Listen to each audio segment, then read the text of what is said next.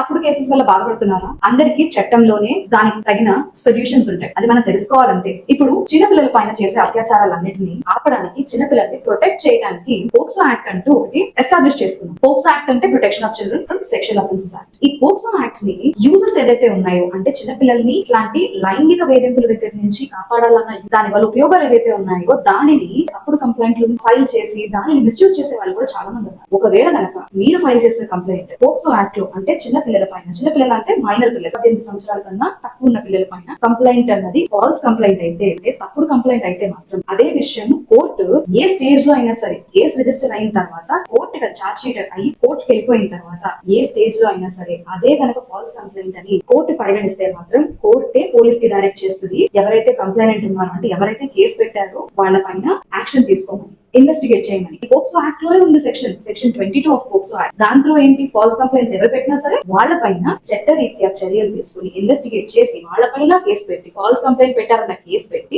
Misrepresentation చేశారన్న case పెట్టి వాళ్ళకి అది కనుక ప్రూవ్ అయితే 6 నెలల జైలు శిక్ష. కేరళ హైకోర్టు ఇట్లాంటి కేసు రిజిస్టర్ చేయించింది ఒక మదర్ పైన. ఆ మదర్ కస్టడీ కేసు, మదర్ కి ఫాదర్ కి మధ్యలో కస్టడీ కేసు ఉందని చెప్పి దాన్ని బేస్ చేసుకుని ఒక చిన్న పిల్లడు 3 years బాబుతోటి వాళ్ళ ఫాదర్ పైనే ఈ పోక్సో యాక్ట్ కేసు పెట్టించింది అనమాట. సో ఇట్లాంటివి చాలా సీరియస్ యాక్షన్స్ తీసుకుంటాయి కోర్ట్స్ కూడా. So be very careful if you are lodging a complaint.